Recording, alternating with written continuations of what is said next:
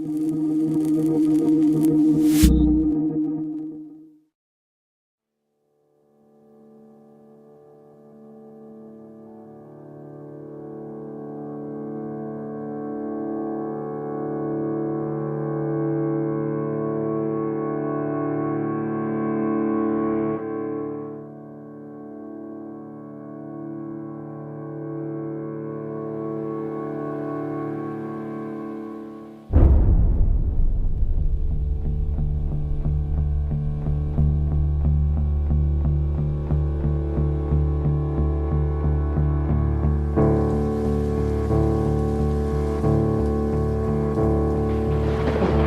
co-founder of the social news and entertainment website Reddit has been found dead.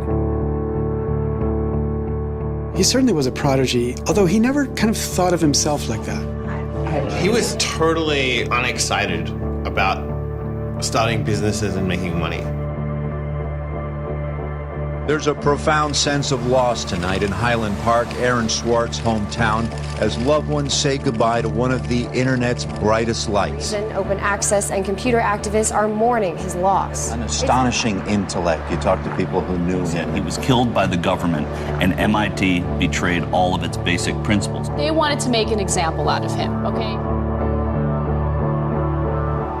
Governments have an insatiable desire to control. He was potentially facing 35 years in prison and a $1 million fine. Raising questions of prosecutorial zeal, and I would say even misconduct.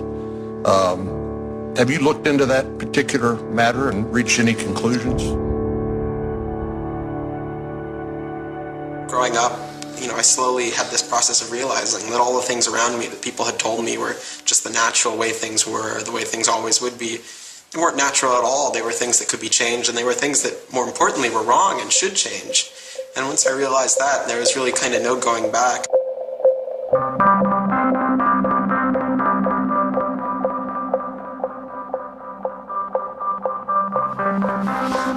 Welcome to Story Reading Time.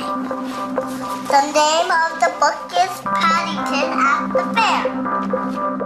Well, he was born in Highland Park and grew up here. Aaron came from a family of 3 brothers, all extraordinarily bright.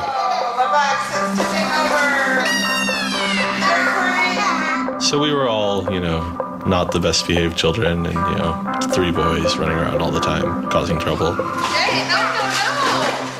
Aaron, what? But I've come to the realization Aaron learned how to learn at a very young age. 1, 2, 3, 4, 5, 6, 7, 8, 9, 10. Knock. Who's there? Aaron. Aaron, funny man. He knew what he wanted, and he always wanted to do it. He always accomplished what he wanted. His curiosity was endless. Here's a little picture of what's a planet sign. And each planet has a symbol. Mercury symbol, Venus' symbol, Earth symbol, Mars symbol, Jupiter symbol. One day he said to Susan, "What's this free family entertainment in downtown Highland Park?" Free family entertainment downtown Highland Park. He was 3 at the time, and she said, "What are you talking about?" And he said, "Look, it says here on the refrigerator, free family entertainment in downtown Highland Park." And so she was floored and astonished that he could read. It's called My Family Seder. That Seder night is different from all other nights. I remember once we were at the University of Chicago Library. I pulled a book off the shelf that was from like 1900 and showed him and said, this is really just an extraordinary place. We all were curious children, but Aaron really liked learning and really liked teaching. And so they were going to learn the ABCs backwards. Z-Y-X-W-E-U-T. I remember he came home from his first algebra class, and he was like, "Noah, let me teach you algebra." And I'm like, "What is algebra?" And he was always like that. Now you press the click button. There, now it's got that. Now it's in pink. When he was about 2 or 3 years old and Bob introduced him to computers, then he just took off like crazy on them. Go press the 102 ABC. We all had computers, but Aaron really took to them, really took to the internet. Working at the computer? Mommy, why is nothing working? He started programming from a really young age. I remember the first program that I wrote with him was in BASIC, and it was a Star Wars trivia game. He sat down with me in the basement where the computer was for hours programming this game. The problem that I kept having with him is there was nothing that I wanted done. And to him, there was always something to do, always something that programming could solve. The way Aaron always saw it is that programming is magic, right? You can accomplish these things that normal humans can't. Aaron made an ATM using like a Macintosh and like a cardboard box. One year for Halloween, I didn't know what I wanted to be, and he thought it'd be really, really cool if I dressed up like his new favorite computer, which at the time was the original iMac. I mean, he hated dressing up for Halloween, but he loved convincing other people to dress up as things that he wanted to see. Aaron, and stop. Guys, come on, look at the camera. He made this website called The Info, where people can just fill in information. Like, I'm sure someone out there knows all about gold leafing. Why don't they write about that on this website? And then other people could come at a later point and read that information and edit the information if they thought it was bad. Not too dissimilar from Wikipedia, right? And this was before Wikipedia had begun, and this was developed by a 12-year-old in his room by himself, running on, this tiny server using ancient technology. And one of the teachers responds like, "This is a terrible idea. You can't just let anyone author the encyclopedia. The whole reason we have scholars is to write these books for us. How could you ever have such a terrible idea?" Me and my other brother would be like, "Oh, yeah, Wikipedia is cool, but we had that in our house 5 years ago." Aaron's website, theinfo.org, wins a school competition hosted by the Cambridge-based web design firm Ars Digita. We all went to Cambridge for when he won the Ars Digita Prize. And, we had no clue what Aaron was doing. It was obvious that the prize was really important. Aaron soon became involved with online programming communities, then in the process of shaping a new tool for the web. He comes up to me, it's like, "Ben, there's this really awesome thing that I'm working on. You need to hear about it." I'm like, "Yeah, what is it?" He says, "It's this thing called RSS." And he explains to me what RSS is. I'm like, why is that useful, Aaron? Is any site using it? Why would I want to use it? There was this mailing list for people who were working on RSS and XML more generally. And there was a person on it named Aaron Swartz who was combative but very smart and who had lots of good ideas. And he didn't ever come to the face-to-face meetings. And they said, when are you going to come out to one of these face-to-face meetings? And he said, I don't think my mom would let me. I'm 14, I just turned 14. And so their first reaction was, this colleague we've been working with all year was 13 years old while we were working with him, and he's only 14 now.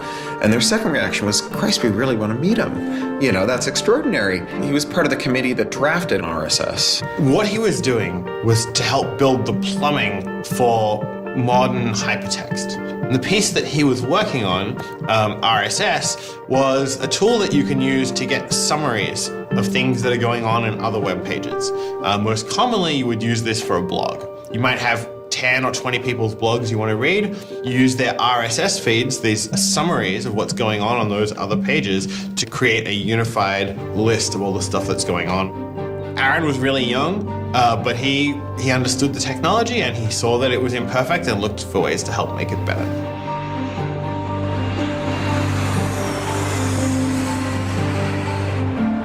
So his mom started bundling him on planes in Chicago. We'd pick him up in San Francisco. We'd introduce him to interesting people to argue with, and we'd marvel at his horrific eating habits. He only ate white food, only steamed rice and not fried rice because that wasn't sufficiently white, and white bread and so on. And you kind of marvel at this, the quality of the debate emerging from this, what appeared to be a small boy's mouth. And you think, this is a kid who's really going to go somewhere if he doesn't die of scurvy. Aaron, you're up. I think the difference is that now you can't make companies, like Doc was saying, you can't have companies that just, let's sell dog food over the internet, let's sell dog food over cell phones. But there's still a lot of innovation going on. I think if you don't see the innovation, maybe your head is in the sand. He takes on this alpha nerd personality where he's sort of like, I'm smarter than you, and because I'm smarter than you, I'm better than you, and I can tell you what to do. It's an extension of like him being kind of like a twerp. So you aggregate all these computers together and now they're solving big problems like searching for aliens and trying to cure cancer. First met him on IRC, on Internet Relay Chat. He didn't just write code, he also sort of got people excited about solving problems. He was a connector. The free culture movement has had a lot of his energy. I think Aaron was trying to make the world work. He was trying to fix it. He had a very kind of strong personality that definitely ruffled feathers at times. It wasn't necessarily the case that he was always comfortable in the world and the world wasn't always comfortable with him. Aaron got into high school and was really just sick of school. He didn't like it. He didn't like any of the classes that were being taught. He didn't like the teachers. Aaron really knew how to get information. He was like, I don't need to go to this teacher to learn how to do geometry. I can just read the geometry book, and I don't need to go to the teacher to learn their version of American history. I have 3 historical compilations here. I could just read them, and I'm not interested in that. I'm interested in the web. I was very frustrated with school. I thought, the teachers didn't know what they were talking about, and they were very domineering and controlling, and the homework was kind of a sham, and it was just all the way to pin students together and force them to do busy work. And, I started reading books about the history of education and how this educational system was developed and, alternatives to it in ways that people could actually learn things as opposed to just regurgitating facts their teachers told them. And that kind of led me down this path of questioning things. Once I questioned the school I was in, I questioned the society that built the school, I questioned the businesses that the schools were training people for, and I questioned the government that, set up this whole structure. One of the things he was most passionate about was copyright, especially in those early days. Copyright has always been something of a burden on the publishing industry and on readers, but it wasn't an excessive burden. It was a reasonable institution to have in place to make sure that people got paid. What Aaron's generation experienced was the collision between this antique copyright system and this amazing new thing we were trying to build, the internet and the web. These things collided, and what we got was chaos. He then met Harvard law professor Lawrence Lessig, who was then challenging copyright law in the Supreme Court. A young Aaron Swartz flew to Washington to listen to the Supreme Court hearings. I am Aaron Swartz, and I'm here to listen to see the Eldred argument. Why did you fly out here from Chicago and come all this way to see the Eldred argument? That's a more difficult question. See the Eldred. Because I don't know. It's very exciting to see the Supreme Court, especially such a prestigious case as this one.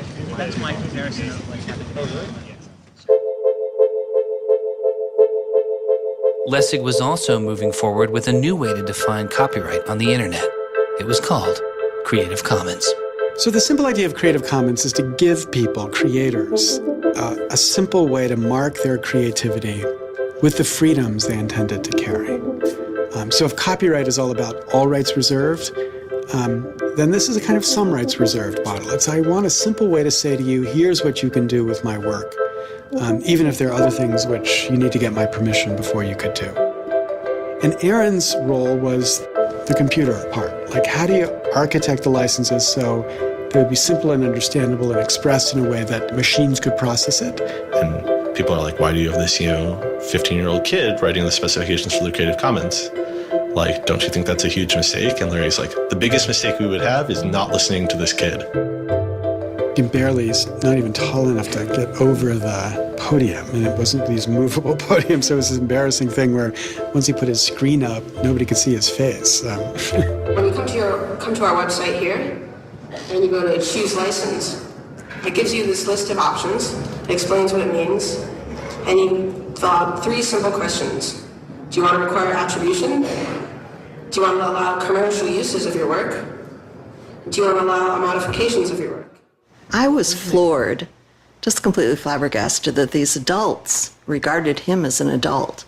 And Aaron stood up there in front of a whole audience full of people and just started talking about the platform that he'd created for Creative Commons. And they were all listening to him. I was sitting at the back thinking, he's just a kid. Why are they listening to him? But they did. Well, I don't think I comprehended it fully.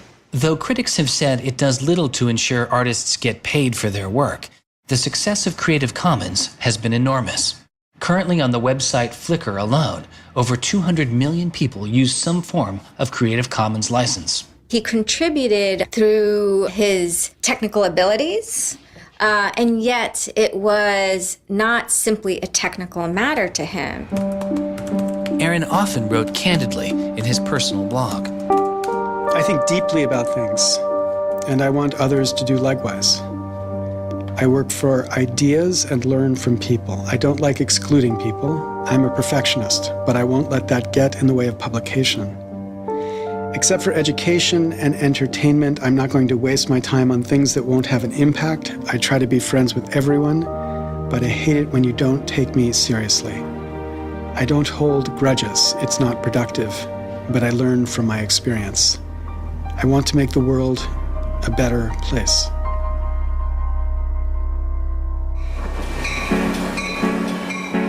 In 2004, Swartz leaves Highland Park and enrolls in Stanford University.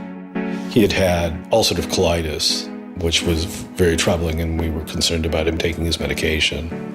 He got hospitalized, and he would take this cocktail of pills every day. And one of those pills was a steroid, which stunted his growth and made him feel different from many of the other students. Aaron, I think, shows up at Stanford ready to do scholarship and finds himself in effectively a babysitting program for overachieving high schoolers who, in 4 years, are meant to become, captains of industry and one percenters. And I think it just made him bananas. In 2005, after only 1 year of college, Swartz was offered a spot at the new startup incubation firm called Y Combinator, led by Paul Graham. And he's like, hey, I have this idea for a website. And Paul Graham likes him enough and says, yeah, sure. So Aaron drops out of school, moves to this apartment. So this used to be Aaron's apartment when he moved here. I have vague memories of my father telling me how difficult it was to get a lease because Aaron had no credit and he dropped out of college. Aaron lived in what's now the living room, and some of the posters are left over from when Aaron lived here. And then the library. There are more books, but a lot of them are Aaron's. Aaron's Y Combinator site was called Infogami, a tool to build websites. But Infogami struggles to find users, and Swartz eventually merges his company with another Y Combinator project in need of help. It was a project headed by Steve Huffman and Alexis Ohanian, called Reddit. There we were, starting from almost nothing. No users, no money, no code, and growing day by day into a hugely popular website. And it showed no signs of letting up. First we had 1,000 users, then 10,000, then 20,000, and on and on. It was just incredible. Reddit becomes huge, and it's a real sort of geeky corner of the internet. There's a lot of humor, there's a lot of art, and there's just people who flock to the site and make that site the main site they go to every morning to get their news. Reddit kind of just borders on chaos at some level. So on the one hand, it's a place where people discuss news of the day, technology, politics, and issues. And yet there is a lot of kind of not safe for work material, offensive material. There's some subreddits where trolls find a welcome home. And so in that sense, Reddit has been kind of home to controversy as well. It kind of sits on that edge of chaos. Reddit catches the attention of the corporate magazine giant Condé Nast, who makes an offer to buy the company. Some large amount of money, large enough that my dad was getting bugged with questions about how do I store this money? Like a lot of money. Like a lot of money. Like Probably more than $1 million, but I don't actually know. And he is how old at the time? 19, 20. So it was in this apartment. They like sat around on what predated these couches, hacking on Reddit. And when they sold Reddit, they threw a giant party and then all flew out to California the next day and left the keys with me. It was funny, he just sold a startup, so we all kind of presumed he was the richest person around, but he said, oh no, I'll take this tiny little shoebox-sized room. That's all I need. Like, it was barely larger than a closet. The idea of him spending his money on fancy objects just seems so implausible. He explains it's like, I like living in apartments, so I'm not going to spend a lot of money on a new place to live. I'm not going to buy a mansion. And I like wearing jeans and a t-shirt, so I'm not going to spend any more money on clothes. So like, it's, really no big deal. What is a big deal to Swartz is how traffic flows on the internet and what commands our attention. In the old system of broadcasting, you were fundamentally limited by the amount of space in the airwaves. You could only send out 10 channels over the airwaves of television, right? Or even with cable, you had 500 channels. On the internet, everybody can have a channel. Everyone can get a blog or a MySpace page. Everyone has a way of expressing themselves. And so what you see now is not a question of who gets access to the airwaves. It's a question of who gets control over the ways you find people. You start seeing power centralizing in sites like Google, these sort of gatekeepers that tell you where on the internet you want to go, the people who provide you your sources of news and information. So it's not, only certain people have a license to speak. Now everyone has a license to speak. It's a question of who gets heard. After he started working in San Francisco at Condé Nast, he comes into the office and they want to give him a computer with all this crap installed on it and say that he can't install any new things on his computer, which to a developer is outrageous, right? From the first day, he was complaining about all this stuff. Gray walls, gray desks, gray noise.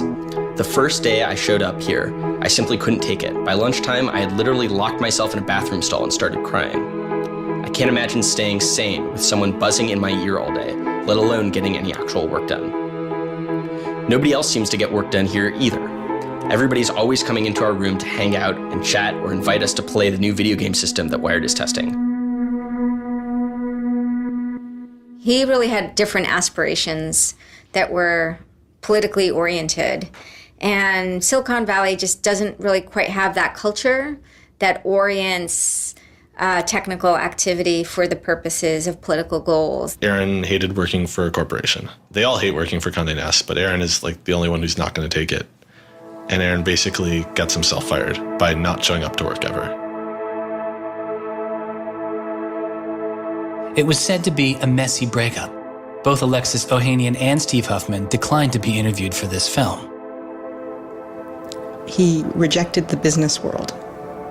One of the really important things to remember about that choice when Aaron decided to kind of leave startup culture is that he was also leaving behind the things that had made him famous and well-loved, and he was at risk of letting down fans. He got to where he was supposed to be going and had the self-awareness and the orneriness to realize that he had climbed the mountain of shit to pluck the single rose and discovered that he'd lost his sense of smell.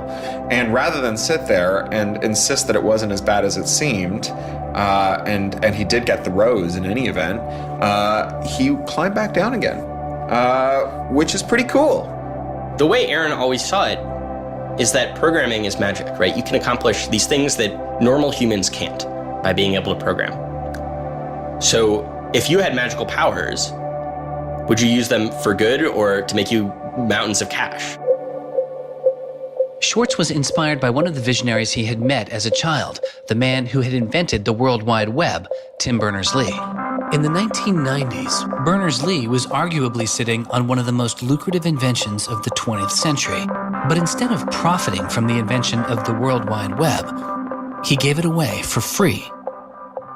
It is the only reason the World Wide Web exists today.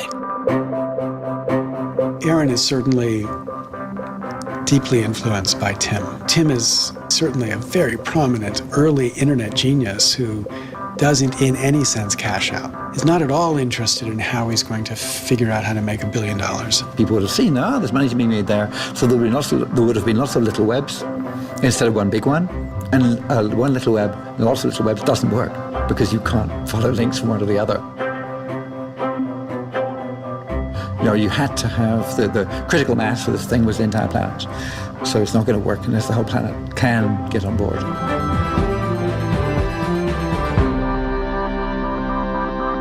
I mean, I feel very strongly that it's not enough to just live in the world as it is, to just kind of take what you're given and, follow the things that adults told you to do and that, your parents told you to do and that society tells you to do. I think you should always be questioning. I take this very scientific attitude that everything you've learned is just provisional, that, it's always open to recantation or refutation or questioning. And I think the same applies to society. Once I realized that there were real serious problems, fundamental problems that I could do something to address, I didn't see a way to forget that. I didn't see a way not to. We just started spending a lot of time just kind of as friends. We would just talk for hours into the night. I definitely should have understood that he was flirting with me. I think to some degree I was like, this is a terrible idea and impossible, and therefore I will pretend it is not happening. As my marriage was breaking down and I was really stuck without anywhere to go, we became roommates and brought my daughter over. We moved in and furnished a house, and it was really peaceful. Like, my life had not been peaceful for a while, and really neither had his.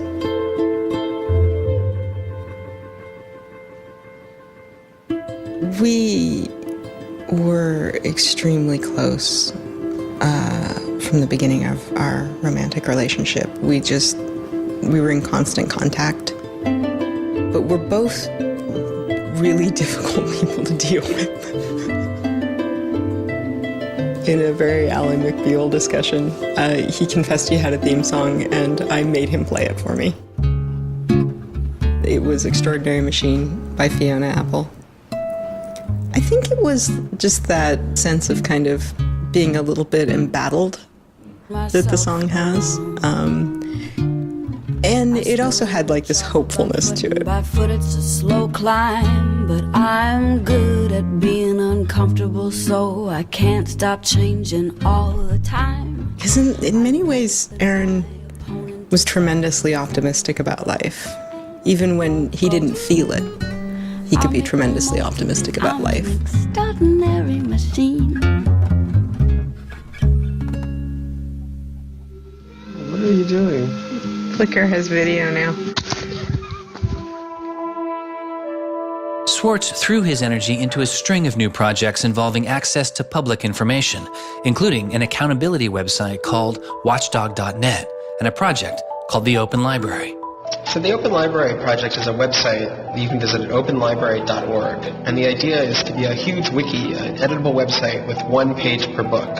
So for every book ever published, we want to have a web page about it that combines all the information from publishers, from booksellers, from libraries, from readers, onto one site, and then gives you links where you can buy it, you can borrow it, or you can browse it. I love libraries. I'm the kind of person who goes to a new city and immediately seeks out the library. So that's the dream of Open Library, is building this website where both you can leap from book to book, from person to author, from subject to idea, go through this vast tree of knowledge that's been embedded and lost in big physical libraries that's hard to find, that's not very well accessible online, is really important because books are a cultural legacy. Books are the place people go to write things down, and to have all that swallowed up by one corporation is kind of scary. How can you bring public access to the public domain? It may sound obvious that you'd have public access to the public domain, but in fact it's not true. So the public domain should be free to all, but it's often locked up. There's often, guard cages. It's like having a national park, but with a moat around it and gun turrets pointed out in case somebody might want to actually come and enjoy the public domain. One of the things Aaron was particularly interested in was bringing public access to the public domain. This is one of the things that got him into so much trouble. I had been trying to get access to federal court records in the United States. What I discovered was a puzzling system called PACER, which stands for Public Access to Court Electronic Records. I started Googling, and that's when I ran across Carl Malamud. Access to legal materials in the United States is a $10 billion per year business. PACER is just this incredible abomination of government service. It's 10 cents a page. It's this most brain-dead code you've ever seen. You can't search it. You can't bookmark anything. You got to have a credit card. And these are public records. It's U.S. district courts are very important. It's where a lot of our seminal litigation starts. Civil rights cases, patent cases, all sorts of stuff. And journalists and students and citizens and lawyers all need access to PACER, and it fights them every step of the way. People without means can't see the law as readily as people that have that gold American Express card. It's a poll tax on access to justice. The law is the operating system of our democracy, and you have to pay to see it.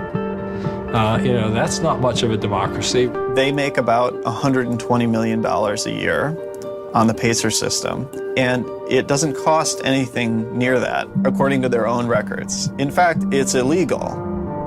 The E-Government Act of 2002 states that the courts may charge only to the extent necessary in order to reimburse the costs of running PACER.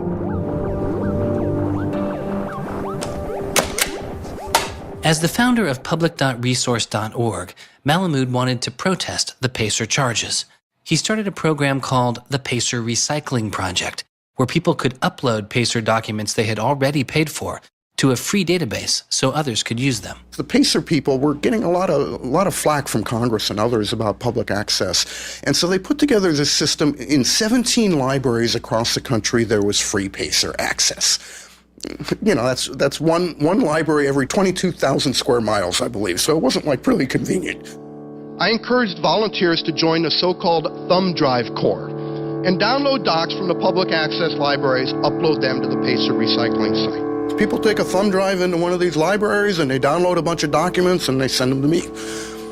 And nothing, it was just a joke. In fact, when you clicked on Thumb Drive Core, there was a Wizard of Oz, the Munchkins singing, so a little video clip came up. We represent the Lollipop Guild. But of course, I get this phone call from Steve Schultz and Aaron saying, gee, we'd like to join the Thumb Drive Corps. Around that time, I ran into Aaron at a conference. This is something that really has to be a collaboration between a lot of different people. So I approached him and I said, hey, I'm thinking about an intervention on the PACER problem. Schultz had already developed a program that could automatically download PACER documents from the trial libraries. Swartz wanted to take a look. So I showed him the code.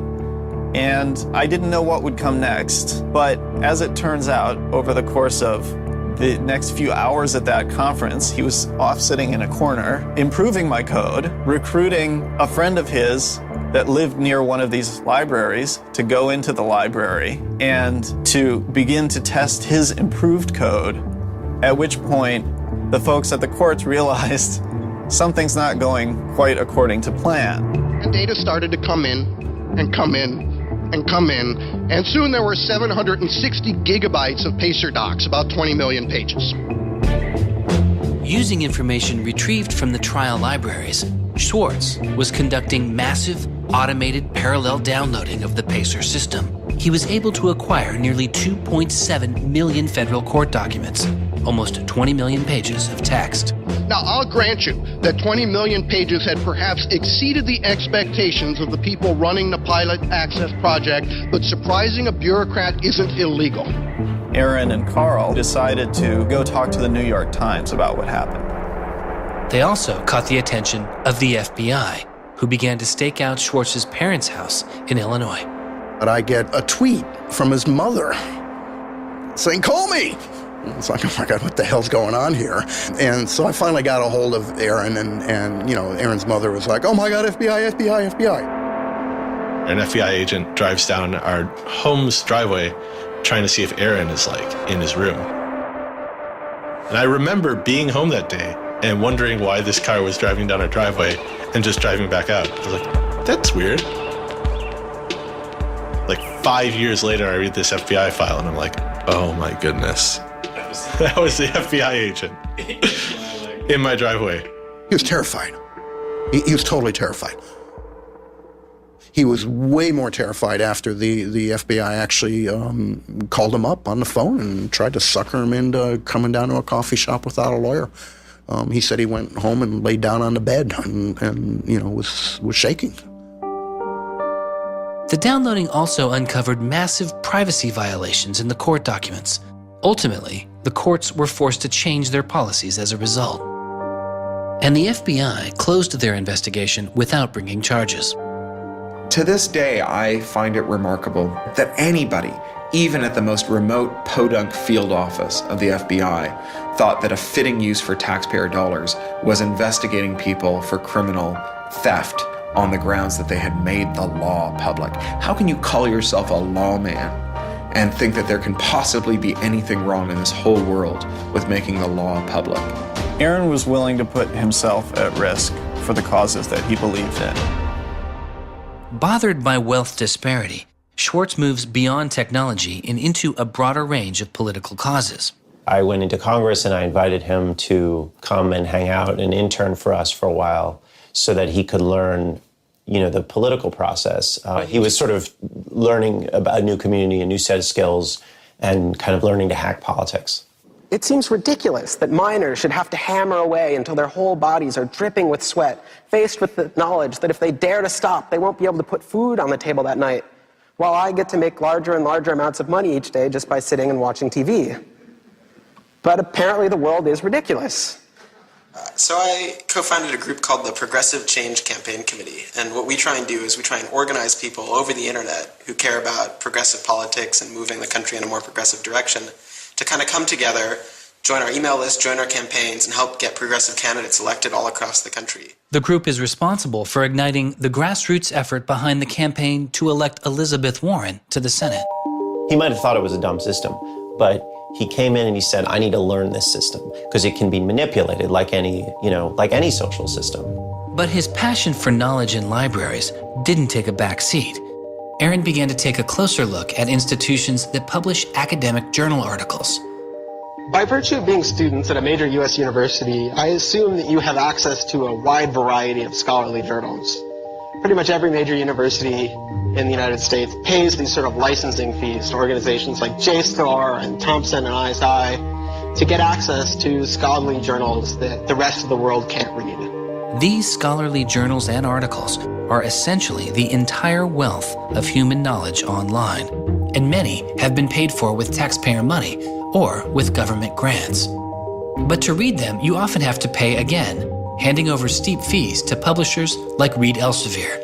These licensing fees are so substantial that people who are studying in India instead of studying in the United States don't have this kind of access. They're locked out from all of these journals. They're locked out from our entire scientific legacy. I mean, a lot of these journal articles, they go back to the Enlightenment. Every time someone has written down a scientific paper, it's been scanned and digitized and put in these collections. That is a legacy that has been brought to us by the history of people doing interesting work, the history of scientists. It's a legacy that should belong to us as a commons, as a people, but instead it's been locked up and put online by a handful of for-profit corporations who then try and get the maximum profit they can out of it. So a researcher paid by the university or the people publishes a paper, and in the very, very last step of that process, after all the work is done, after all the original research is done, the thinking, the lab work, the analysis, after everything is done at that last stage, then the researcher has to hand over his or her copyright to this multi-billion-dollar company. And it's sick. It's an entire economy built on volunteer labor. And then the publishers sit at the very top and scrape off the cream. Talk about a scam. One publisher in Britain made a profit of $3 billion last year. I mean, what a racket. JSTOR is just a very, very small player in that story. But for some reason, JSTOR is the player that Aaron decided to confront. He'd gone to some conference around open access and open publishing, and I don't know who the person from JSTOR was, but I think at some point Aaron asked the question, like, how much would it cost to open up JSTOR in perpetuity? And they gave some, I think it was $200 million, something that Aaron thought was totally ridiculous. Working on a fellowship at Harvard, he knew users on MIT's famously open and fast network Nextdoor had authorized access to the riches of JSTOR. Swartz saw an opportunity. You have a key to those gates. And with a little bit of shell script magic, you can get those journal articles. On September 24th, 2010, Swartz registered a newly purchased Acer laptop on the MIT network under the name Gary Host. The client name was registered as Ghost Laptop. He doesn't hack JSTOR in the traditional sense of hacking. The JSTOR database was organized, so it was completely trivial to figure out how you could download all the articles in JSTOR because it was basically numbered. It was basically, / number article 444,024. Then 25, then 26. He wrote a Python script called keepgrabbing.py, which was like keep grabbing one article after another. The next day, Ghost Laptop begins grabbing articles, but soon the computer's IP address is blocked. For Swartz, it's barely a bump in the road. He quickly reassigns his computer's IP address and keeps downloading. Well, JSTOR and MIT take a number of steps to try to interfere with this when they notice that this is happening. And when the more modest steps don't work, then at a certain stage, JSTOR just cuts off MIT from having access to the JSTOR database. So there's this kind of cat and mouse game around getting access to the JSTOR database. Aaron ultimately, obviously, is the cat because he has more technical capability than the JSTOR database people do in defending them. And eventually, there was an unlocked supply closet in the basement of one of the buildings. And he went, instead of going through Wi-Fi, he went down there and he just plugged his computer directly into the network and just left it there with an external hard drive downloading these articles to the computer. Unknown to Swartz, his laptop and hard drive had been found by authorities. They didn't stop the downloads. Instead, they installed a surveillance camera. They found the computer in this room in the basement of an MIT building. They could have unplugged it. They could have waited for the guy to come back and said, dude, what are you doing? Cut it out. Who are you? And they could have done all that kind of stuff, but they didn't. What they wanted to do was film it to gather evidence to make a case. That's the only reason you film something like that.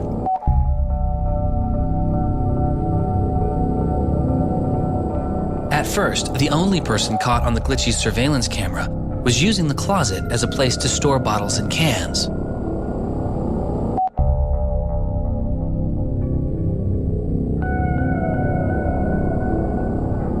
But days later, it caught Swartz.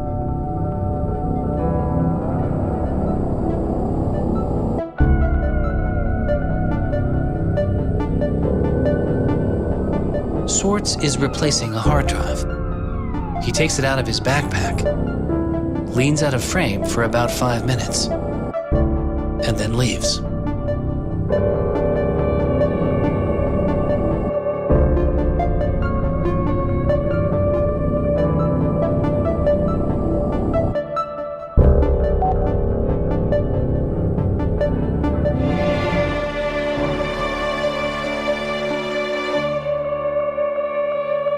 And then they organized a stakeout where as he was biking home from MIT, these cops came out from either side of the road or something like that and started going after him.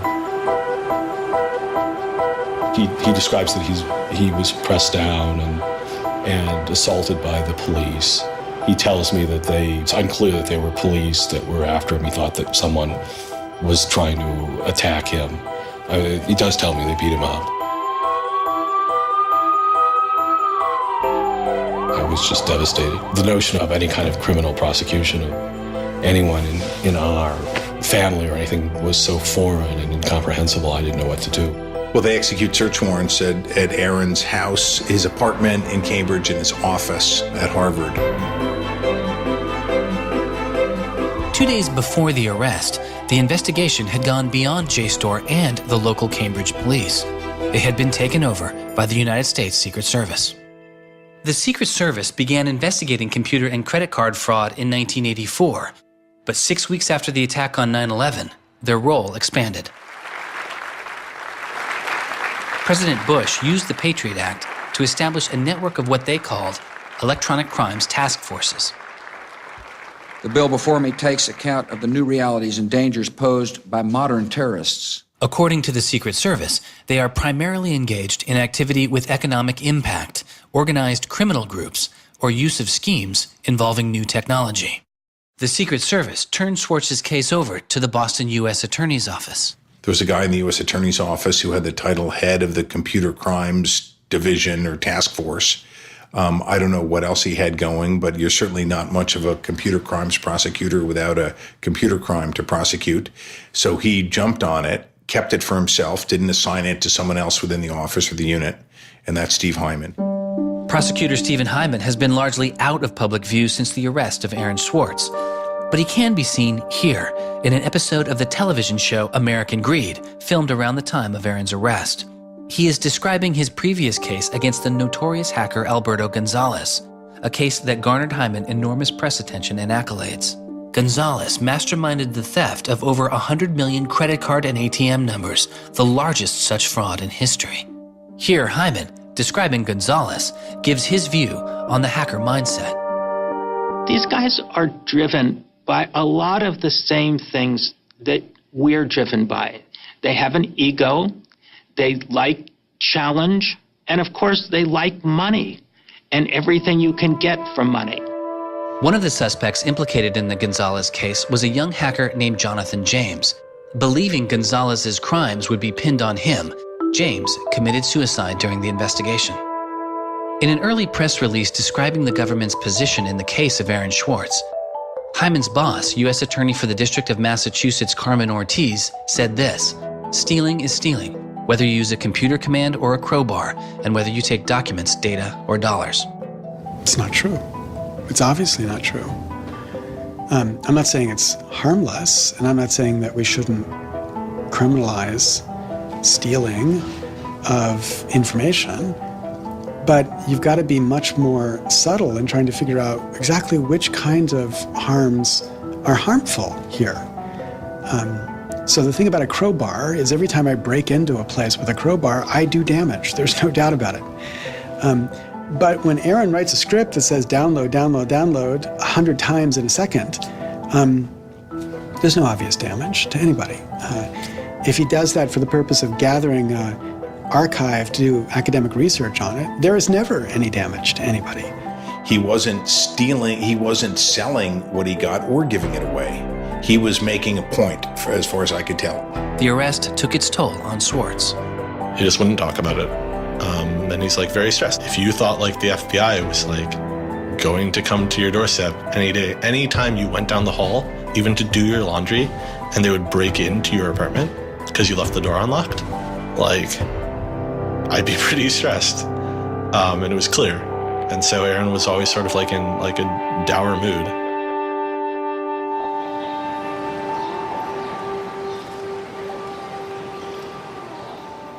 He wouldn't give off any sensitive information about his whereabouts during this time because he was so afraid that the FBI would be waiting for him. It was a time of unprecedented social and political activism. Time magazine would later name as their 2011 Person of the Year, the protester. There was a kind of hotbed of hacker activity going on. WikiLeaks had released a trove of diplomatic cables. Manning had been under arrest at the time. It was unknown whether he was the source of the leak. Anonymous, which is a kind of protest ensemble that has a lot of hackers in its ranks, were going on various sprees of sorts. If you compare that to what he did, his stuff should have been left behind for MIT and JSTOR to deal with in a kind of private, professional manner. It should have never gotten the attention of the criminal system.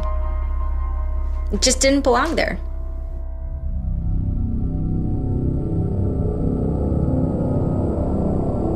Before he was indicted, Swartz was offered a plea deal that involved 3 months in prison, time in a halfway house, and a year of home detention, all without the use of a computer.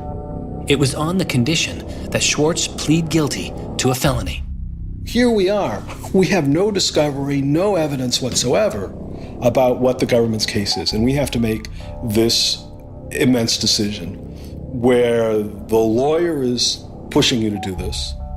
The government is giving you a non-negotiable demand, and you're told that your likelihood of prevailing is small. So whether you're guilty or not, you're better off taking the deal. Boston has its own computer crimes division with lots of lawyers, probably more lawyers than they need. So, you can imagine all sorts of cases where it would be really hard to prosecute because you've got some criminals in Russia, or you've got some people inside of a corporation that are going to have $500 lawyers or $700 an hour lawyers sitting down against you. And then you've got this case with this kid, which is pretty easy to prove that he did something, and he's already marked himself as a troublemaker with the FBI, so why not go as tough as you can in here against that guy? It's good for you, the prosecutor. It's good for the Republic because you're fighting all those terrorist types. I was so scared. I was so scared of having my computer seized. I was so scared of going to jail because of my computer being seized. I had confidential material from sources from my previous work on my laptop. And that is above all my priority, is to keep my sources safe. I was so scared of what was going to happen to Ada. Aaron told me that they'd offered him a deal, and he finally just said that he would take it if I told him to. And I came real close to saying take it. He had developed serious political aspirations in the intervening time between when, that moment when he ended that entrepreneurial startup life and begun this new life that had come to this political activism. And he just didn't believe that he could continue in his life with a felony. He said to me one day, we were walking by the White House, and he said to me, they don't let felons work there.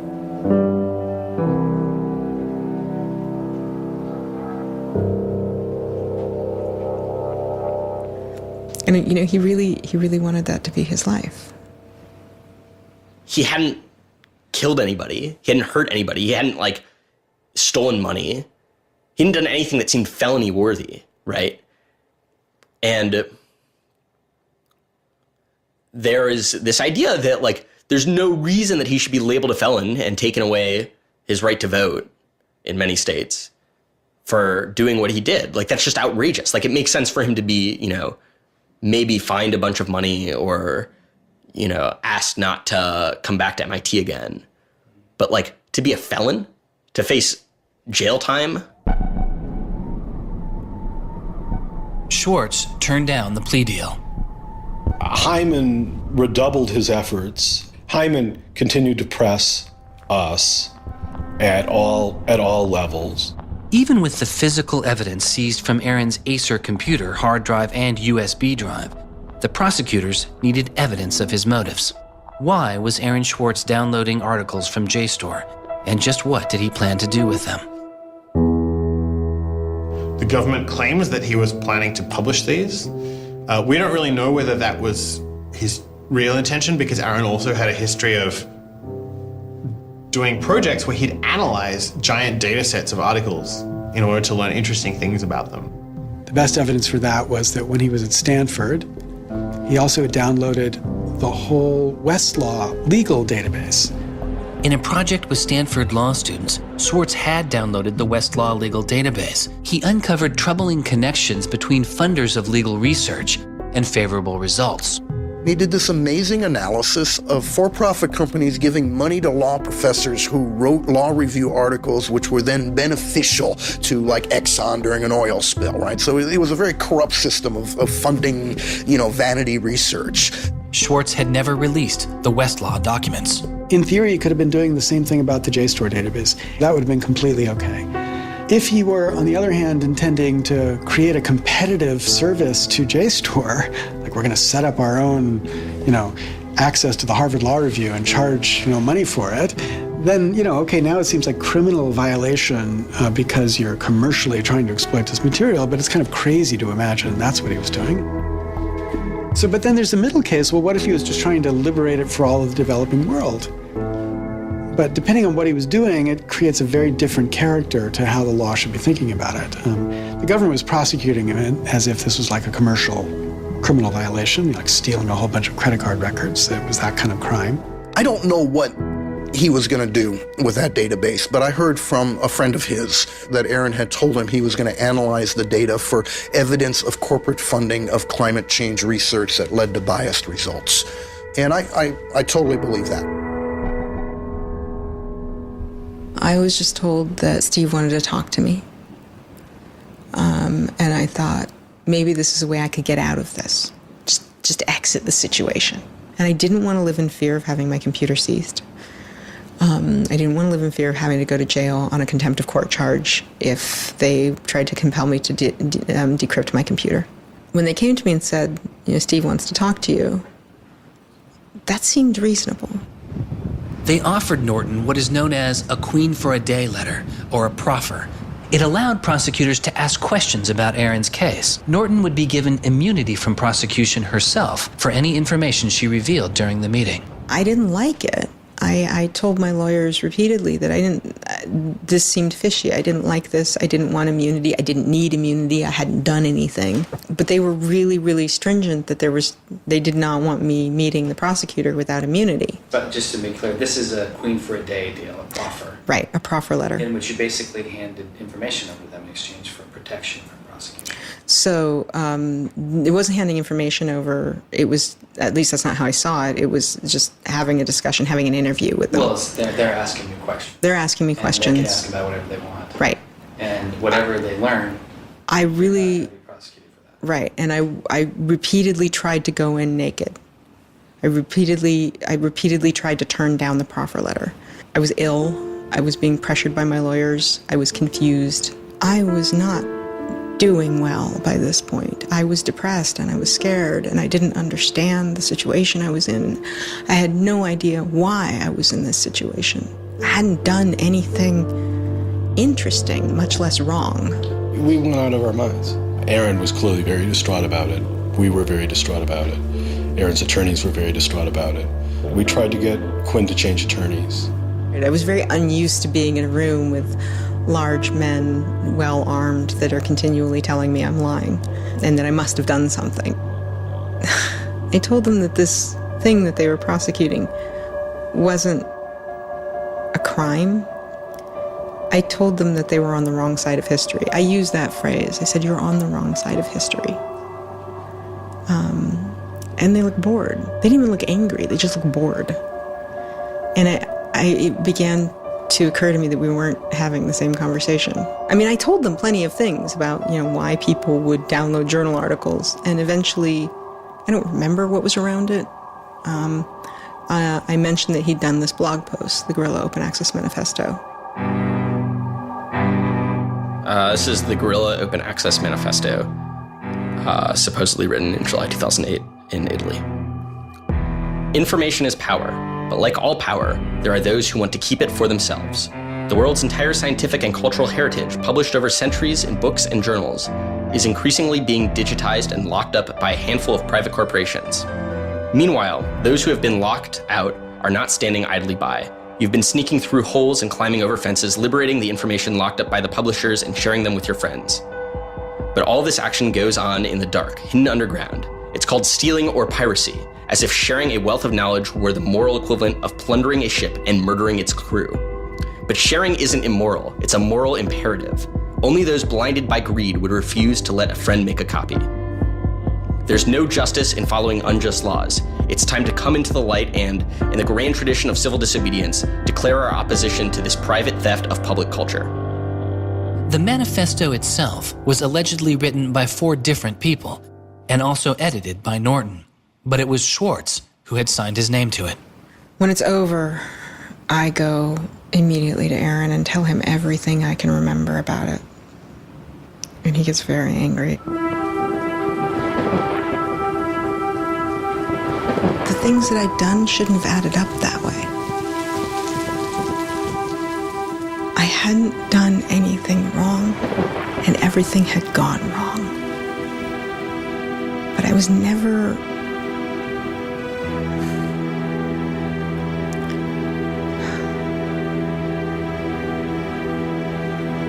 I'm still angry.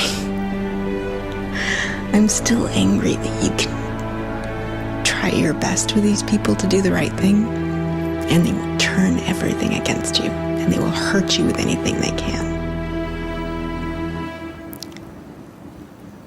And in that moment, I regret that I said what I did. But my much larger regret is that we have settled for this. That we are okay with this. That we are okay with a justice system that tries to game people into little traps so they can ruin their lives. So yeah, I wish I hadn't said that. But I am much, much angrier that this is where I am. That this is what we as a people think is okay. They used every method that I think they could think of to get her to provide information which would be unhelpful to Aaron and helpful to the prosecution of Aaron.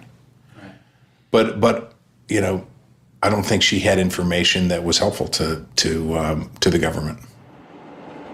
Months go by as Swartz's friends and family await a looming indictment.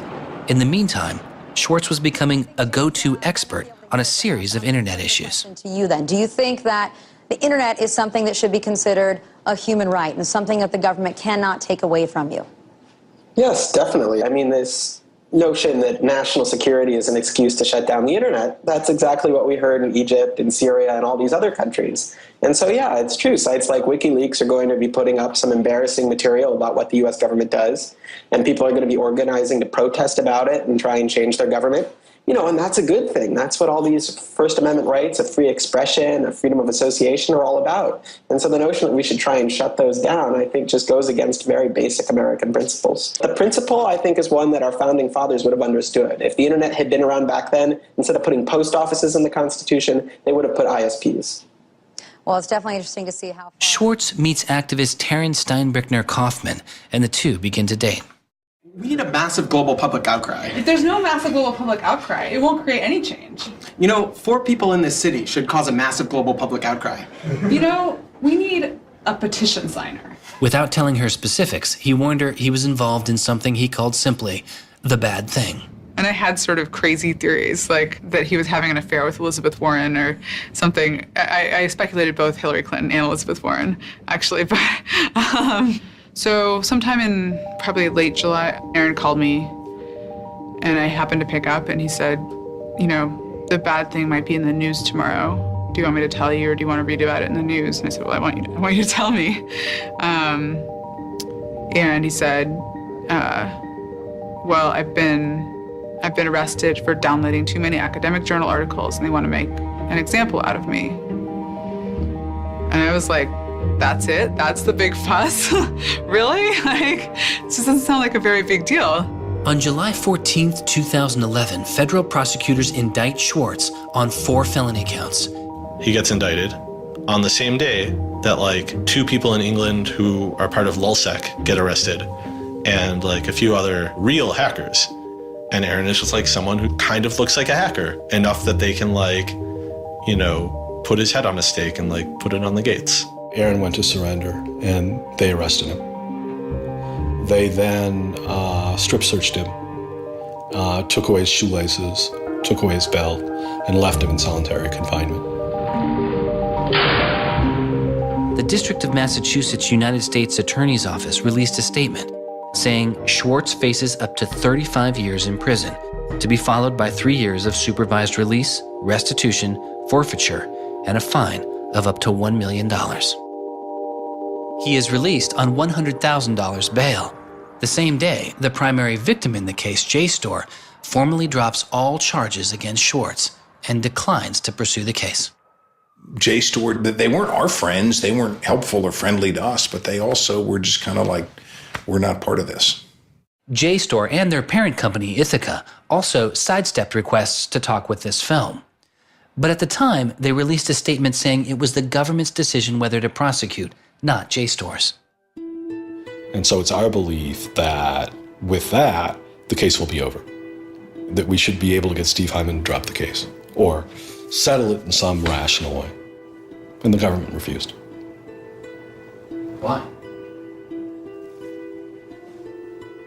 Well, because I think they wanted to make an example out of Aaron. And they said they wanted to, the reason why they wouldn't move on requiring a felony conviction and jail time was that they wanted to use this case as a case of for deterrence. They told us that. They told you that? Yes. This was going to be an example? Yes. He was going to be made an example? Yes. Steve Hyman said that. Deterring who? Like, there's other people out there running around logging onto JSTOR and downloading the articles to make a political statement? I mean, who are they deterring? It would be easier to understand the Obama administration's posture of supposedly being for deterrence if this was an administration that, for instance, prosecuted arguably the biggest economic crime that this country has seen in the last 100 years, the crimes that were committed that led to the financial crisis on Wall Street. When you start deploying the non-controversial idea of deterrence only selectively, you stop making a dispassionate analysis of lawbreaking, and you started deciding to deploy law enforcement resources specifically on the basis of political ideology. And that's not just undemocratic, it's supposed to be un-American. Prosecutor Stephen Hyman later reportedly told MIT's outside counsel that the straw that broke the camel's back was a press release sent out by an organization Swartz founded called Demand Progress. According to the MIT account, Hyman reacted to the short statement of support, calling it a wild internet campaign and a foolish move that moved the case from a human one-on-one level to an institutional level. That was a poisonous combination. A prosecutor who didn't want to lose face, who had a political career in the offing maybe, and didn't want to have this come back and haunt them. You spent how many tax dollars arresting someone for taking too many books out of the library and they got your ass handed to you in court? No way. I then moved to try to put his pressure on MIT in various ways to get them to go to the government and request the government to stop the prosecution. What is MIT's reaction to that? There doesn't seem to be any reaction from MIT at that point.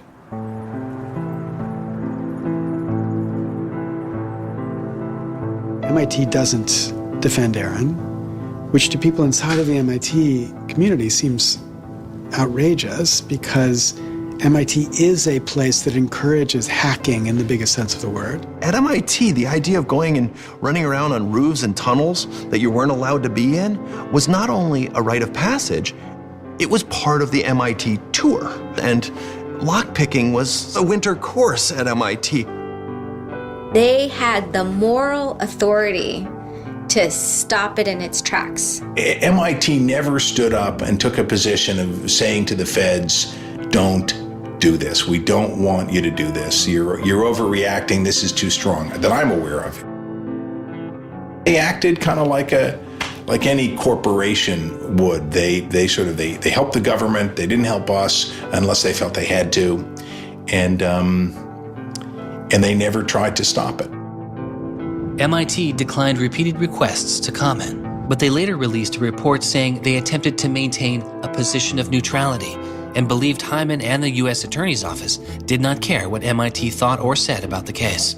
MIT's behavior seemed really at odds with the MIT ethos, right? You could argue that MIT turned a blind eye and that was okay for them to do. But taking that stance, taking that neutral stance in and of itself was taking a pro-prosecutor stance. If you look at Steve Jobs and Steve Wozniak, they started by selling a blue box, which was a thing designed to defraud the phone company.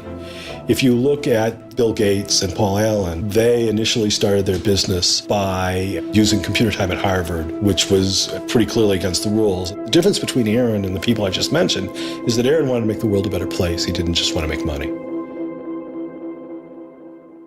Swartz continues to be outspoken on a variety of internet issues. You know, the reason the internet works is because of the competitive marketplace of ideas. And what we need to be focusing on is getting more information about our government, more accessibility, more discussion, more debate. But instead, it seems like what Congress is focused on is shutting things down.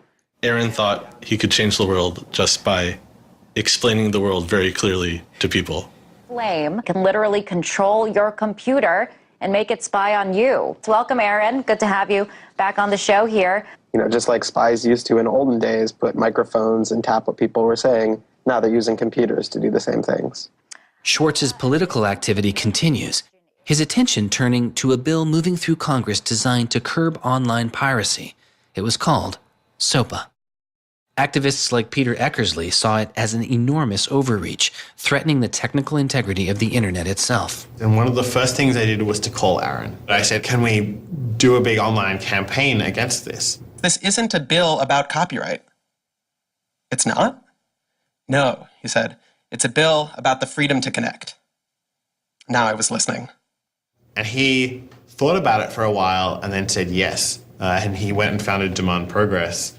Demand Progress is an online activism organization. We've got around 1.5 million members now, but started in the fall of 2010. Aaron was one of the most prominent people in a community of people who helped lead organizing around social justice issues at the federal level in this country.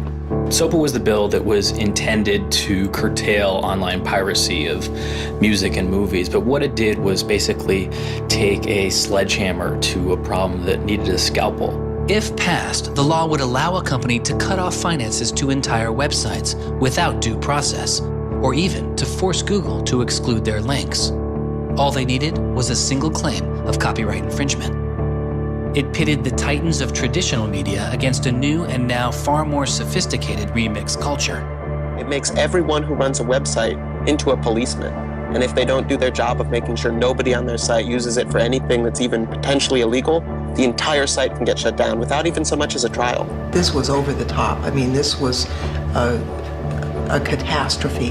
This bill poses a serious threat to speech and civil liberties for all who use the internet. There were only a handful of us who said, look, we're not for piracy either, but it makes no sense to destroy the architecture of the internet, the domain name system, and so much that makes it free and open in the name of fighting piracy. And Aaron got that right away. The freedoms guaranteed in our Constitution, the freedoms our country had been built on, would be suddenly deleted. New technology, instead of bringing us greater freedom, would have snuffed out fundamental rights we'd always taken for granted. And I realized that day, talking to Peter, that I couldn't let that happen. When SOPA was introduced in October 2011, it was considered inevitable. Our strategy when it first came out was to hopefully slow the bill down, maybe weaken it a little bit, but even we didn't think that we would be able to stop this bill. Having worked in Washington, what you learn is that typically in Washington, the legislative fights are fights between different sets of corporate moneyed interests. They're all duking it out to pass legislation. And the fights that are the closest are when you have one set of corporate interests against another set of corporate interests, and they're financially equally matched in terms of campaign contributions and lobbying. Those are the closest ones. The ones that aren't even fights, typically, are ones where all the money is on one side, all the corporations are on one side, and it's just millions of people on the other side. I haven't seen anything like PIPA and SOPA in all my time in public service.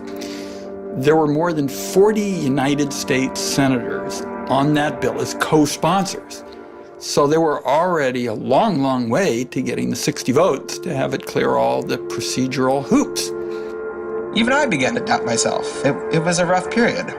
Swartz and Demand Progress were able to marshal enormous support, using traditional outreach combined with commonly used voice over IP to make it very easy for people to call Congress.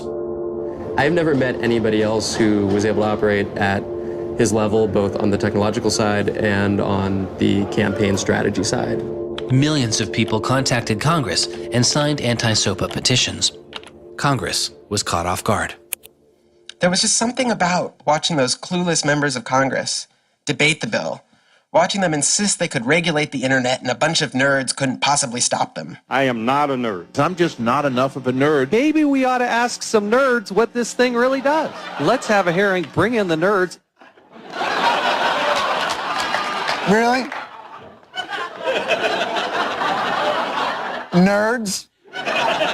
You know, I think actually the word you're looking for is experts. To enlighten you so your laws don't backfire, break break the internet. We use the term geek, but we're allowed to use that because we are geeks. The fact that it got as far as it did without them talking to any technical experts reflects the fact that there is a problem in this town. I'm looking for somebody to come before this body and testify in a hearing and say, this is why they're wrong. There used to be an office that provided science and technology advice, and members could go to them and say, help me understand XYZ. And Gingrich killed it. He said it was a waste of money. Ever since then, Congress has plunged into the dark ages. I don't think anybody really thought that SOPA could be beaten, including Aaron. I think it was worth trying, but it didn't seem winnable. And I remember maybe a few months later, I remember him just turning to me and being like, I think we might win this. And I was like, that would be amazing. Calls to Congress continue. When the domain hosting site GoDaddy becomes a supporter of the bill, tens of thousands of users transferred their domain names in protest. Within a week, a humbled GoDaddy reverses their position on SOPA. When the Congress people that supported the record and movie industries realized that there was this backlash, they kind of scaled the bill back a little bit. You could see the curve happening. You could see that that our arguments were starting to resonate. It was like Aaron had been striking a match and it was being blown out. Striking another one was being blown out. And finally he'd managed to catch enough kindling that the flame actually caught, and then it turned into this roaring blaze. On January 16th, 2012, the White House issued a statement saying they didn't support the bill. And then this happened. I'm a big believer that we should be dealing with issues of piracy and we should deal with them in a serious way. But this bill is not the right bill.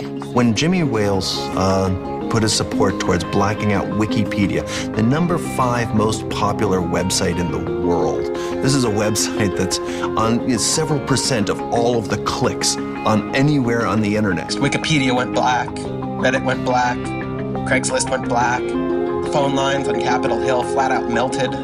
Members of Congress started rushing to issue statements retracting their support for the bill that they were promoting just a couple days ago. Within 24 hours, the number of opponents of SOPA in Congress went from this to this. To see congressmen and senators slowly flip sides throughout the day of the blackout was pretty unbelievable. There was like a 100 representative swing. And that was when, as hard as it was for me to believe, after all this, we had won. The thing that everyone said was impossible, that some of the biggest companies in the world had written off as kind of a pipe dream, had happened. We did it. We won. This is a historic week in internet politics, maybe American politics. The thing that we heard from people in Washington, D.C., from staffers on Capitol Hill was they received more emails and more phone calls on SOPA blackout day than they'd ever received about anything. I think that was an extremely exciting moment. This was the moment when the internet had grown up politically. It was exhilarating because it's hard to believe it actually happened. It's hard to believe a bill with so much financial power behind it didn't simply sail through the Congress. And not only did it not sail through, it didn't pass at all. It's easy sometimes to feel like you're powerless, like when you come out in the streets and you march and you yell and nobody hears you. But I'm here to tell you today, you are powerful. So yeah, maybe sometimes you feel like you're not being listened to, but I'm here to tell you that you are. You are being listened to. You are making a difference. You can stop this bill if you don't stop fighting. Stop PIPA. Stop SOPA. Some of the biggest internet companies, to put it frankly, would benefit from a world in which their little competitors could get censored. We can't let that happen. For him, it was more important to be sure that you made a small change than to play a small part in a big change.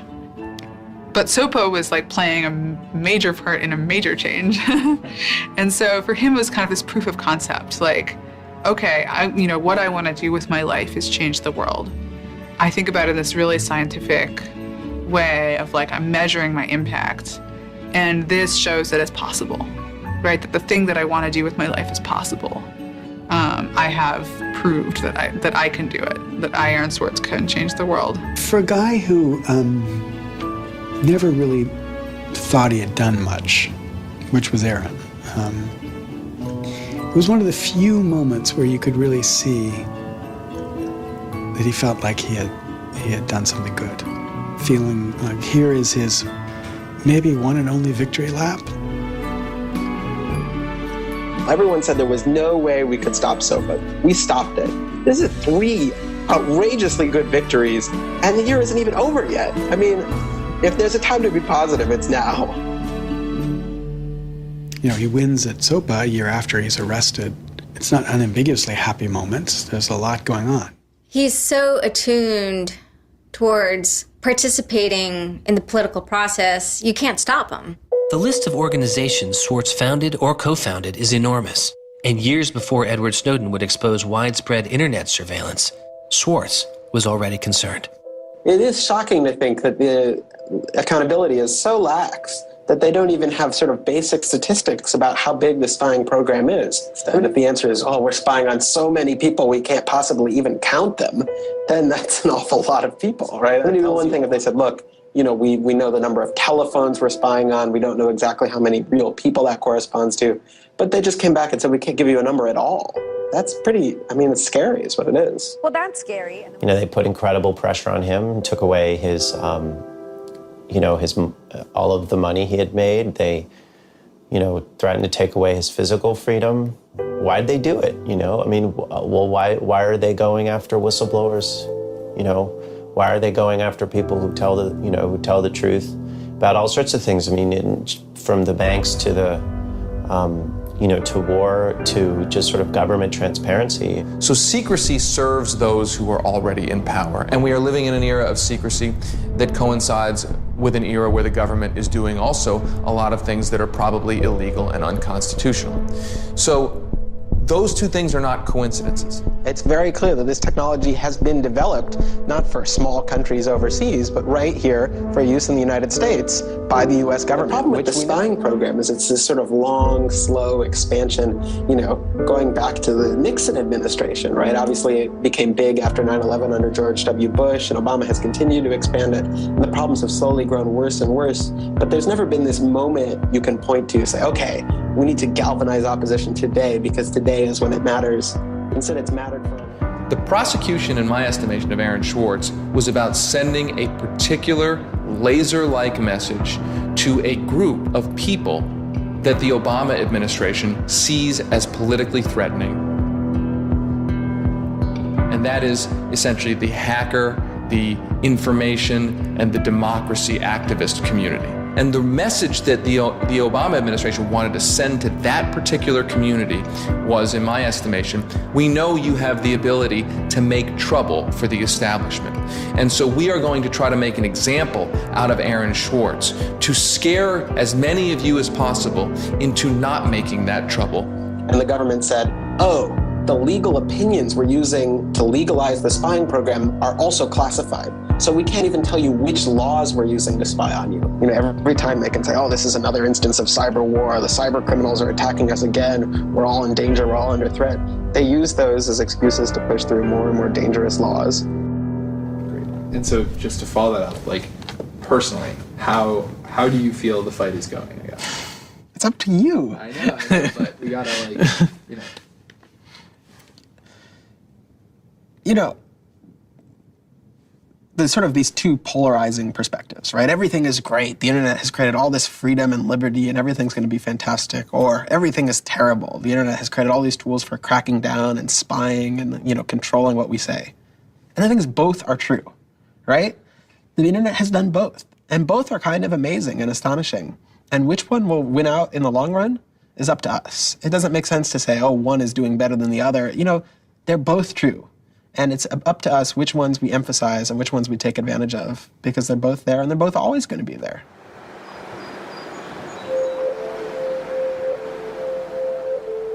On September 12, 2012, federal prosecutors filed a superseding indictment against Swartz, adding additional counts of wire fraud, unauthorized access to a computer, and computer fraud. Now, instead of 4 felony counts, Swartz was facing 13. The prosecution's leverage had dramatically increased, as did Swartz's potential jail time and fines. They filed a separate indictment to add more charges, and they had a theory about why this conduct constituted a number of federal crimes, and that a very significant sentence could attach to it under the law. That theory, and much of the prosecution's case against Swartz, involved a law created originally in 1986. It is called the Computer Fraud and Abuse Act. The Computer Fraud and Abuse Act was inspired by the movie War Games with Matthew Broderick, which is a great movie. I have you now. In this movie, a kid gets the ability through the magic of computer networks to launch a nuclear attack.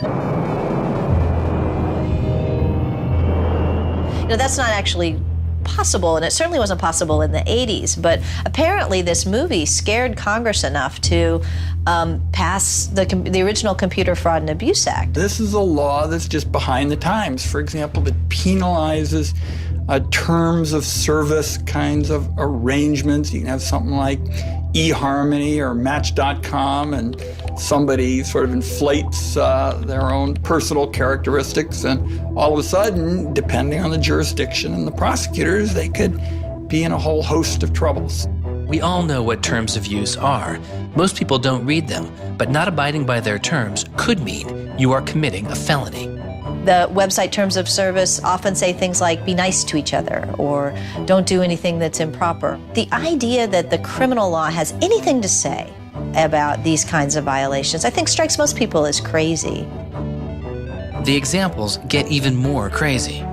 Until it was changed in March of 2013, the terms of use on the website of Hearst's 17 magazine said you had to be 18 in order to read it. I would say that the way the CFA has been interpreted by the Justice Department, we are probably all breaking the law. Vague and prone to misuse, the CFAA has become a one-size-fits-all hammer for a wide range of computer-related disputes. Though not the only factor in his case, 11 of the 13 charges against Swartz involved the Computer Fraud and Abuse Act. The question why hangs over much of the story of Aaron Swartz. Just what was motivating the government, and what would their case have been? The Department of Justice declined requests for answers, but Professor Oren Kerr is a former prosecutor who has studied the case. So I think I come about this case from a different direction than other people on a number of reasons. I was a federal prosecutor at the Justice Department for 3 years before I started teaching.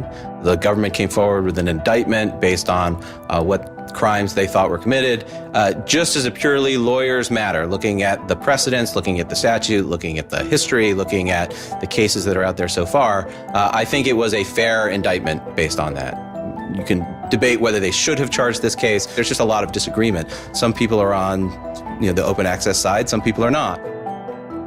I think the government took Swartz's guerrilla open access manifesto very seriously. And I think they saw him as somebody who was committed as a moral imperative to breaking the law to overcome a law that Swartz saw as unjust. And in a democracy, if you think a law is unjust, there are ways of changing that law. They're going to Congress, as Swartz did so masterfully with SOPA. Or you can violate that law in a way to try to nullify that law. And I think what was driving the prosecution was the sense that Swartz was committed not just to breaking the law, but to really making sure that law was nullified, that everyone would have access to the database in a way that you couldn't put the toothpaste back into the tube. It would be done, and Swartz's side would win. There's a big disagreement in society as to whether that is an unjust law, and ultimately that's a decision for the American people to make, working through Congress. And then the second problem is, I think, we're still trying to figure out what's the line between less serious offenses and more serious offenses. We're now entering this different environment of computers and computer misuse, and we don't yet have a really strong sense of exactly what these lines are. So we're just working that out. This is a poor use of prosecutorial discretion. The hammer that the Justice Department has to scare people with it just gets bigger and bigger and bigger. And so most people just, you can't roll the dice with your life like that. Should we tap somebody's phone? Should we film them? Should we turn somebody and get them to testify against these other people? That's how federal agents and prosecutors think. They build cases, they make cases. Swartz was caught in the gears of a brutal criminal justice system that could not turn back. A machine that has made America the country with the highest rate of incarceration in the world. We have in this country allowed ourselves to be captured by the politics of fear and anger. And anything we're afraid of, like the future of the internet and access, and anything we're angry about instinctively creates a criminal justice intervention. And we've used jail, prison, and punishment to resolve a whole host of problems that historically were never seen as criminal justice problems. The impulse to threaten, indict, prosecute, which is part of what has created this debate and controversy over online access and information on the internet, is very consistent with what we've seen in other areas. The one difference is that the people who are usually targeted and victimized by these kinds of criminal and carceral responses are typically poor and minority. Swartz's isolation from friends and family increased. He had basically stopped working on anything else, and the case was, in fact, like taking over sort of his whole life. One of Aaron's lawyers apparently told the prosecutors that he was emotionally vulnerable and that was something that they really needed to keep in mind so that they knew that. It was weighing on him very heavily. He did not like having his actions and his movements restricted in any way. And the threat of jail, which they pounded him with a lot, was terrifying to him. Completely exhausted his financial resources, and it cost us a lot of money also, and he raised a substantial amount of money. So it was, it was in the millions of dollars. The legal defense Yes, was in millions. yes. Yeah, I think he didn't want to be a burden to people. I think that was a factor. Like, I have my normal life, and then I have this shitty thing I have to deal with. And I try to keep the two of them as separate as possible. But they were just beginning to blur together, and everything was becoming shitty. Swartz faced a tough choice that was only getting tougher. Do you admit guilt and move on with your life, or do you fight a broken system? With his legal case, the answer was simple. He rejects the final plea deal, and a trial date is set. Aaron was resolute that he didn't want to knuckle under and accept something that he didn't believe was fair, but I also think he was scared.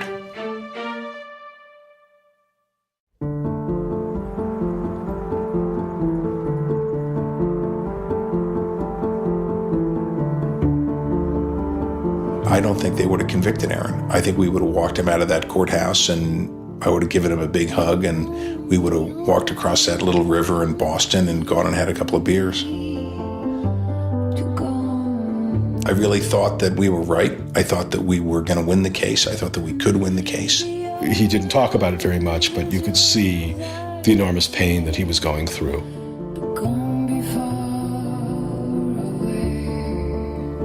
No time in his childhood did Aaron have any severe mood swings or depressive episodes or anything that I would ascribe to severe depression. And it's possible, he was depressed. People get depressed.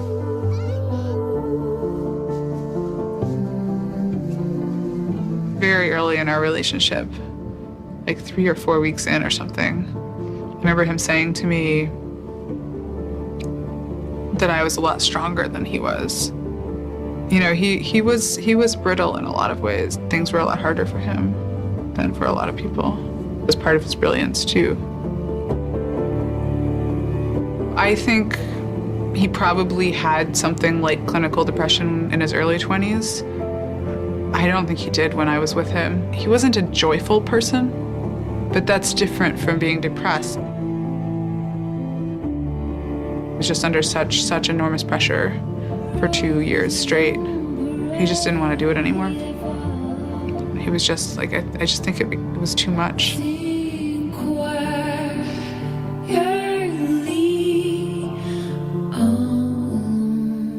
I got a phone call late at night. I could tell something was wrong, and then I called and I realized what had happened. A co-founder of the social news and entertainment website Reddit has been found dead. Police say 26-year-old Aaron Swartz killed himself yesterday in his Brooklyn apartment. I just thought, we've lost one of the most creative minds of our generation. It was like the whole world fell apart in that moment.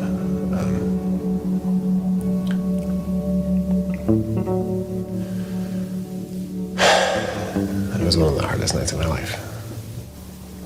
So I kept screaming, I can't hear you. What did you say? I can't hear you. I can't. That's it.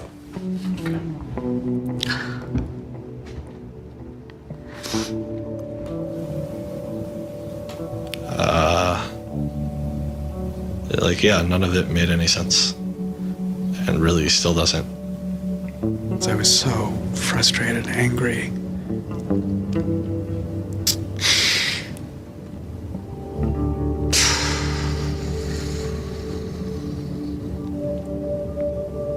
You know, I tried to explain it to my kids.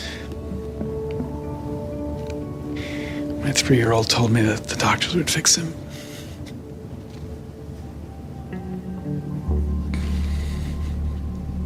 I've known lots of people who have died, but I've never lost anybody like this. Because everybody feels, and I do too, there's so much we could have more to do. Like, I just didn't know he was there. I didn't know this was what he was suffering, and he was part of me. And I just wanted it to not be real. And then I just looked at his Wikipedia page and I saw the end date.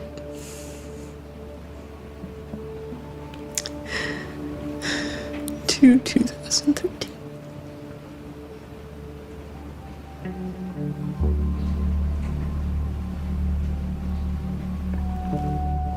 Aaron is dead.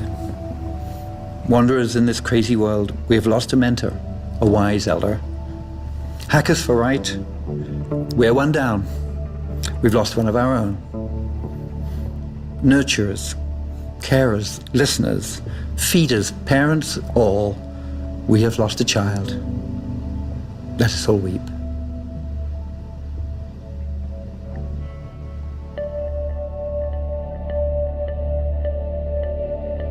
my first thought was, well, what if nobody even notices? Because it wasn't clear to me how salient he was. I had never seen anything quite like the outpouring I saw. The net just lit up. I mean, everyone was trying to explain it in their own way, but I've never seen people grieve on Twitter before. People were visibly grieving online.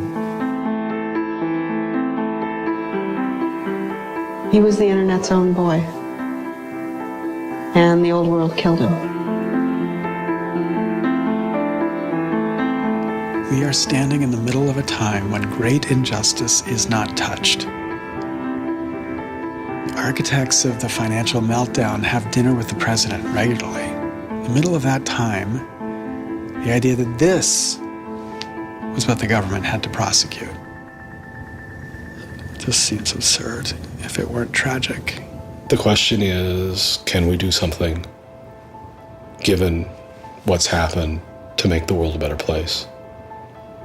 And how can we further that legacy? That's the only question one can ask. All over the world, there were starting to be hackathons and gatherings. Aaron Swartz has, in some sense, brought the best out of us in trying to say, how do we fix this? He was, in my humble opinion, one of the true extraordinary revolutionaries that this country has produced. I don't know whether Aaron was defeated or victorious, but we are certainly shaped by the hand of the things that he wrestled with. When we turn armed agents of the law on citizens trying to increase access to knowledge, we've broken the rule of law. We've desecrated the temple of justice. Aaron Swartz was not a criminal. Change does not roll in on the wheels of inevitability. It comes through continuous struggle. Aaron really could do magic. And I'm dedicated to making sure that his magic doesn't end with his death. He believed that he could change the world, and he was right. Out of the last week and out of today, phoenixes are already rising. Since Swartz's death, Representative Zoe Lofgren and Senator Ron Wyden have introduced legislation that would reform the Computer Fraud and Abuse Act, the outdated law that formed the majority of the charges against Swartz. It's called Aaron's Law. Aaron believed that, you literally ought to be asking yourself all of the time, what is the most important thing I could be working on in the world right now? And if you're not working on that, why aren't you?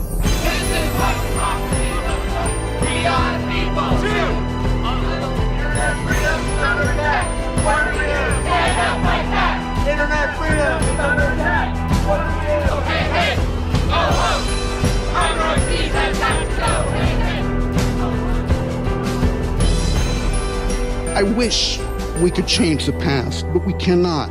But we can change the future, and we must. We must do so for Aaron. We must do so for ourselves. We must do so to make our world a better place, a more humane place, a place where justice works and access to knowledge becomes a human right. So there was a kid back in February from Baltimore, 14 years old, who had access to JSTOR. And he'd been spelunking through JSTOR after reading something. And he figured out a way to do early tests for pancreatic cancer. And pancreatic cancer kills the shit out of you because we detect it way too late. By the time we detect it, it's already too late to do anything about it. He sent emails off to the entire oncology department at Johns Hopkins, hundreds of them. And every 14-year-old kid, yeah. And most of them ignored it, right? But one of them sent him an email back and said, this is not an entirely stupid idea. Why don't you come on over? And this kid worked evenings and weekends with this researcher. And in February, I heard him on the news, just a couple of weeks after Aaron died, when Aaron was in the news a lot. Sorry. And he said the reason he was on the news is because they'd done it. They were shipping an early test for pancreatic cancer that was going to save lives. And he said, this is why what Aaron did was so important. Because you never know, right? This truth of the universe is not only something that policymakers use to figure out, what the speed limit should be. It's where the thing that's going to keep, your kid from dying of pancreatic cancer comes from. And without access, the person who might come up with the thing that's got your number on it may never find that answer. He slept so well, he didn't fall out of bed once, not even when he dreamed he was back on the spacecraft. Very good, Aaron. Very good. Yay, Aaron. Okay. Now it's song time.